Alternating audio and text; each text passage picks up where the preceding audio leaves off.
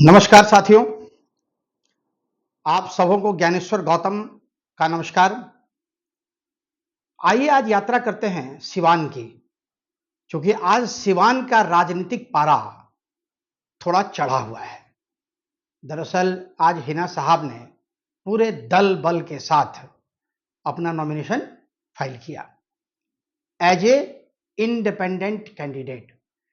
सिवान की हिस्ट्री में यह भी पहली बार हो रहा है जब शहाबुद्दीन परिवार का कोई व्यक्ति निर्दलीय नामांकन दाखिल कर रहा है। यह अपने आप में एक बहुत ही चौंकाने वाली बात है, क्योंकि शहाबुद्दीन के दिवंगत हो जाने के बाद से लालू परिवार और शहाबुद्दीन परिवार दोनों के बीच में तल्खियां थोड़ी बढ़ी हैं। हालांकि आपको एक चीज मैं बताऊं कि 90 के दशक में जब शहाबुद्दीन का उदय हुआ, लालू यादव मुख्यमंत्री बनने की कगार पे थे, उस समय शहाबुद्दीन की मदद इस तरीके से थी कि लोग मानते हैं कि शहाबुद्दीन की वजह से लालू जी मुख्यमंत्री बने। और वहीं से एक कॉम्बिनेशन स्टार्ट हुआ, माय समीकरण, मतलब मुसलमान और यादव। और ये माय समीकरण जो है, ये माय समीकरण बहुत ही मजबूत आधार है राष्ट्रीय जनता दल का, क्योंकि यादवों की संख्या 14 से 15%, 18 से 19% मुसलमानों की संख्या, ये दोनों मिलाकर 32-33% का वोट का जो शेयर है, वो शेयर अपने आप में काफी मायना रखता है। और आपको बता दें कि 1990 के बाद से लेके अभी तक ये समीकरण कहीं ध्वस्त होते नहीं दिखाई पड़ा है। लेकिन इस बार के चुनाव में चूंकि माई समीकरण की बुनियाद अगर लालू परिवार से प्रारंभ होती है, तो उसकी एक डोर जो है, उसका एक दरवाजा शहाबुद्दीन के घर में भी खुलता है। हिना साहब का इंडिपेंडेंट कैंडिडेट बनना, ये पूरे बिहार के मुसलमान समुदाय, मुस्लिम समुदाय के जो लोग हैं, उनके लिए एक बहुत बड़ा प्रश्न चिन्ह है। सिवान की चर्चा हम लोग करें तो सिवान की पृष्ठभूमि को थोड़ा समझने की आवश्यकता है, क्योंकि 2009 के चुनाव में, क्योंकि 1996 से लेकर 2009 तक शहाबुद्दीन लगातार वहां से सांसद रहे।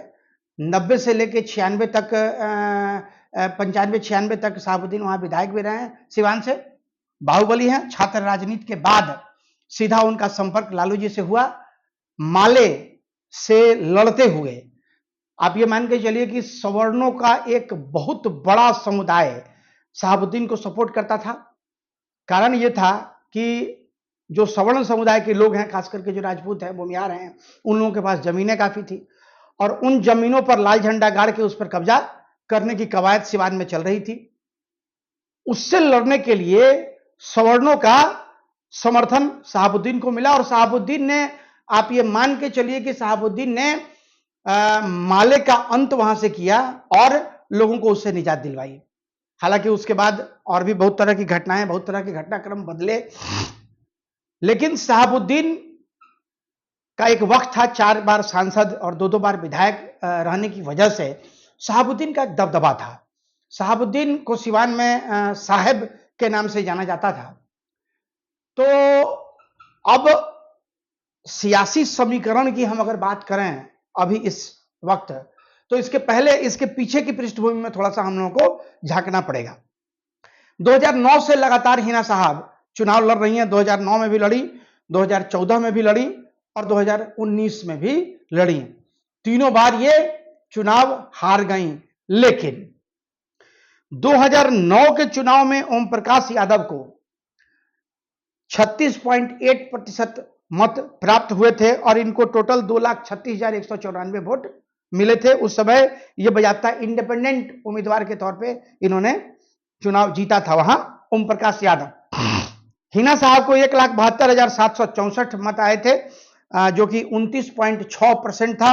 और तीसरे नंबर पे थे अमरनाथ यादव, जिनको कि 72,988 मत थे, मतलब कुल मतों का 11.4%। यह परसेंटेज की चर्चा हम लोग इसलिए कर रहे हैं कि हम देखेंगे कि 2009 से लेकर 2019 तक भाकपा माले जो हैं, जिसके उम्मीदवार अमरनाथ यादव हैं, इनका वोटिंग परसेंटेज लगातार घट रहा है। हिना साहब का वोटिंग परसेंटेज लगातार बढ़ रहा है।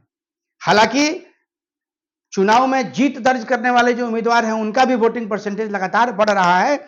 2009 में जहां 12,82,480 इलेक्ट्रॉल्स थे, मतलब कुल मत थे, वहीं 2014 में इसकी संख्या 15,63,860 हो गई और उस 15,63,860 में 42.2% मत पाकर ओम प्रकाश यादव भारतीय जनता पार्टी के उम्मीदवार के तौर पर 2009 में इन्होंने जीत वहां से हासिल की और हिना साहब को 29.3% मत के साथ 2,58,823 मत प्राप्त हुए। 2009 में जो 1,72,000 था वो बढ़ के 2,58,823 हो गया। हालांकि 2,36,000 ओम प्रकाश यादव का था, वो भी बढ़ के 3,72,000 हो गया। अब आइए हम चर्चा करते हैं 2019 की। 2014 और 2009 और 2014 की बात हम लोगों ने कर ली। 2019 की अगर हम बात करें तो 2019 में ओम प्रकाश यादव की जगह पे कविता सिंह को जनता दल यूनाइटेड का उम्मीदवार बनाया गया, क्योंकि सीट का जो गठबंधन हुआ था उस गठबंधन में यह सीट जदयू के कोटे में चला गया और वहां से कविता सिंह उम्मीदवार बनी। कविता सिंह एनडीए की उम्मीदवार थी, जेडीयू की प्रत्याशी थी और इनको 4,48,473 मत प्राप्त हुए, जो कि कुल इलेक्टोरल वोट जो है उसका 45.5% था। जबकि हिना साहब को 3,31,515 मत थे, जो कि इलेक्ट्रॉल्स का 37.7% था। 37 मतलब आप ये मान के चलिए 2009 में 29%, 2014 में भी 29%, लेकिन 2019 में जबकि मोदी की लहर थी, उस लहर में भी हिना साहब का वोट 7 से 8% बढ़ गया। अब देखना यह है कि इस बार का जो चुनाव होता है उस चुनाव में क्या स्थिति है। चूंकि इस बार का जो समीकरण है वो समीकरण थोड़ा सा बदला हुआ इसलिए है कि इन 3 टर्म में 2009, 2014 और 2019 में हिना साहब राजद की उम्मीदवार हुआ करती थी, लेकिन इस बार वो इंडिपेंडेंट चुनावी मैदान में है। उनका इंडिपेंडेंट चुनावी मैदान में होना भी अपने आप में एक बहुत बड़ा मतलब बहुत बड़ा मायना इसलिए रखता है कि वहां से जनता दल यूनाइटेड ने विजय लक्ष्मी देवी को अपना उम्मीदवार बनाया है। विजय लक्ष्मी देवी के जो हस्बैंड हैं वो वहां से विधायक हैं, किसी उसी सिवान का ही इलाका है, किसी इलाके से उनके हस्बैंड विधायक हैं। आरजेडी के उम्मीदवार हैं अवध बिहारी चौधरी। अवध बिहारी चौधरी भी यादव समुदाय से आते हैं और इंडिपेंडेंट वहां से हैं हिना साहब। 2024 में अब एक चीज कैलकुलेट करने की जरूरत है कि यादव और मुसलमान ये दोनों मत 2009, 2014 और 2019 में हिना साहब को मिलते रहे। इस बार इसमें से यादवों की संख्या कुछ घटेगी। तो यादवों की संख्या अगर घटेगी तो किसकी संख्या बढ़ेगी? क्योंकि उस समय जब भी लड़ाई हुई थी, जैसे 2014 में और 2009 में ओम प्रकाश यादव भी उम्मीदवार थे। यादव उम्मीदवार होने के साथ साथ यादव जो वोटर्स थे उन वोटर्स का झुकाव भी ओम प्रकाश यादव की तरफ था। इस बार भी यादव वोटों का झुकाव जो है वो अवध बिहारी चौधरी के पास रहेगा। पूरा नहीं रहेगा लेकिन कुछ रहेगा, क्योंकि इतने लंबे समय तक राजनीतिक जो मैंने शहाबुद्दीन का जो कुनबा है उस कुनबे में जो पकड़ है यादव और मुसलमानों के बीच में शहाबुद्दीन परिवार का, उसमें मुझे नहीं लगता है कि यादव का सारा वोट शिफ्ट हो जाएगा वहां। दूसरा एक फैक्टर यहां और भी काम कर रहा है कि पप्पू यादव के पूर्णिया के चुनाव में हिना साहब का खुला समर्थन पप्पू यादव को था। पप्पू यादव का भी खुला समर्थन हिना साहब को है। वहां 25 मई को चुनाव होना है और हम लोग ऐसे कयास ऐसे लगाए जा रहे हैं, हम लोग भी मान के चलते हैं कि पप्पू यादव भी वहां चुनाव प्रचार में जाएंगे। पप्पू यादव ने अपनी पार्टी जाप के माध्यम से सिवान में बहुत काम किया है। उनके भी बहुत सारे जानने वाले लोग हैं और सिवान की राजनीति में ज्यादा तो नहीं लेकिन 5 से 10% वोट को प्रभावित करने की क्षमता पप्पू यादव में भी है। लालू परिवार और पप्पू यादव के बीच में जो तनातनी की स्थिति है वो स्थिति सिर्फ और सिर्फ इसलिए है कि यादव राजनीति में लालू परिवार किसी दूसरे को खड़ा होने नहीं देना चाहता है। देना मतलब जो उनकी अपनी पारिवारिक विरासत है उसमें उसको लेके पप्पू यादव और तेजस्वी यादव और लालू यादव के बीच में तल्ख तीखा टिप्पणी होती रही, यहाँ की तक कि प्रियंका गांधी और राहुल गांधी के अनाउंस कर देने के बाद भी पप्पू यादव को कांग्रेस के उम्मीदवार के तौर पे उनको टिकट नहीं दिया गया पूर्णिया से। हालांकि वो इंडिपेंडेंट लड़े और जो हम लोगों के सूत्र बताते हैं वो काफी अच्छे कंडीशन में है, नेक टू नेक फाइट है।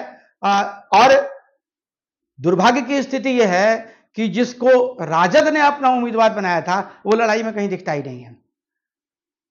ये मान के चलिए कि अगर कांग्रेस अपना उम्मीदवार पप्पू यादव को बना दिया होता तो वहां से क्लीन स्वीप था, सीट जीतने में कोई कोताही नहीं होती। लेकिन यादव परिवार की जो राजनीति है उस राजनीति में उलझ के तेजस्वी यादव, लालू यादव के द्वारा पप्पू यादव को टिकट नहीं दिया गया। अब आने वाले समय में क्या इसका रिजल्ट होगा वो तो रिजल्ट बाद में हम लोग देखेंगे, लेकिन फिलहाल जो स्थिति है यहां, उस स्थिति की चर्चा अगर करें तो हिना साहब इस बार भी जो लड़ाई है वो वहां के जो राजनीतिक विशेषज्ञ हैं उनका मानना है कि हिना साहब और विजय लक्ष्मी देवी में सीधी लड़ाई होगी, स्ट्रेट सीधी लड़ाई। हिना साहब अवध बिहारी चौधरी तीसरे नंबर पे या फिर चौथे नंबर पर रहेंगे, क्योंकि तीसरे नंबर पे एक इंडिपेंडेंट कैंडिडेट भी चुनाव लड़ रहा है जिसका नाम जीवन यादव है। जीवन यादव भी बहुत मजबूत पकड़ के राजनेता है वहां से, और यादव समुदाय में उनकी काफी मजबूत पकड़ है। तो 25 मई को यहां चुनाव होना है। हमने इलेक्शन का जो एनालिसिस था वो एनालिसिस आपको समझाया। लगातार वोट के परसेंटेज बढ़ रहे हैं, जीतने वाले उम्मीदवार के भी और हिना साहब के भी। यदि इस बार का जो है, और एक देखिए एक बहुत महत्वपूर्ण फैक्टर यह है कि 4 लाख के करीब में वहां सवर्ण वोटर्स हैं। सवर्ण वोटर्स में मतलब ब्राह्मणों की संख्या मानी जाती है कि 1,48,000 के करीब में वहां ब्राह्मण है, 1,45,000 के करीब में वहां राजपूत है, 40 से 45,000 वहां कायस्थ मतदाता है और 50 से 60,000 वहां भूमिहार मतदाता है। लगभग 4-4.25 लाख का कॉम्बिनेशन इन लोगों का है। अगर सवर्ण मतदाताओं का झुकाव हिना साहब की तरफ होता है तो हिना साहब का पलड़ा निश्चित तौर पे भारी रहेगा, क्योंकि मुस्लिम वोटों में तो कोई ऐतराज नहीं है, वो वोट 100% हिना साहब के साथ है, उसमें एक भी मुसलमान वोट इधर से उधर नहीं जाएगा। मुसलमान वोटों की संख्या भी 3.5 लाख के करीब में है। तो ये 3.5 लाख वोट प्लस सवर्णों का वोट, दूसरा शहाबुद्दीन की जो अपनी कमाई है या हिना साहब की जो अपनी कमाई है, जो उनके कॉन्टैक्ट वहां होते रहे हैं, चूंकि आरजेडी के एगेंस्ट में बगावत करके इन्होंने जो पिछले समय में जो मध्यावधि चुनाव हुआ था उसमें अपने दम पे इन्होंने आरजेडी के उम्मीदवार को हराने की ताकत इनके पास थी और इन्होंने हरा दिया था। क्योंकि कोई प्रचार इनकी तरफ से नहीं हुआ, लेकिन एक मैसेज ये गया था कि हिना साहब समर्थन नहीं कर रही हैं। अभी की जो स्थिति है पूरे बिहार में, उसमें हिना साहब का पूरा समर्थन जो है वो एंटी आरजेडी है, मतलब आरजेडी के साथ उनका कोई संबंध नहीं है। और मुस्लिम राजनीति जो पूरे बिहार की मुस्लिम राजनीति है, उस राजनीति को प्रभावित हिना साहब के द्वारा किया जा सकता है, ऐसे कयास लगाए जा रहे हैं। क्योंकि जो माई समीकरण, मैंने पहले भी कहा कि जो माई समीकरण का बुनियाद है, वो बुनियाद जो है, उस बुनियाद का एक दरवाजा अगर लालू यादव के घर में खुलता है तो उसका दूसरा दरवाजा शहाबुद्दीन के यहां खुलता है। तो अब आने वाले समय में क्या स्थिति होगी, लेकिन लड़ाई वहां की बहुत ही दिलचस्प है। अवध बिहारी चौधरी लड़ाई में नहीं दिख रहे हैं। विजय लक्ष्मी देवी और हिना साहब के बीच में सिवान में सीधी लड़ाई है, और इस लड़ाई में जो हमारे सूत्र बता रहे हैं कि पूर्व सांसद कविता सिंह का समर्थन भी गुप्त तरीके से हिना साहब को मिल रहा है। तो अब आगे देखिए क्या होता है, लेकिन बहुत संभावना इस चीज की है कि इस बार की जो लड़ाई सिवान की है वो अगर कोई नया इतिहास लिख दे तो अतिशयोक्ति नहीं होगी। तो दोस्तों देखते रहिए ज्ञानेश्वर गौतम ऑफिशियल, और एक आग्रह आपसे कि कृपया हमारे चैनल को भी सब्सक्राइब कर दें ताकि हम इस तरह के अपडेट के साथ आपके साथ उपस्थित होते रहें। धन्यवाद।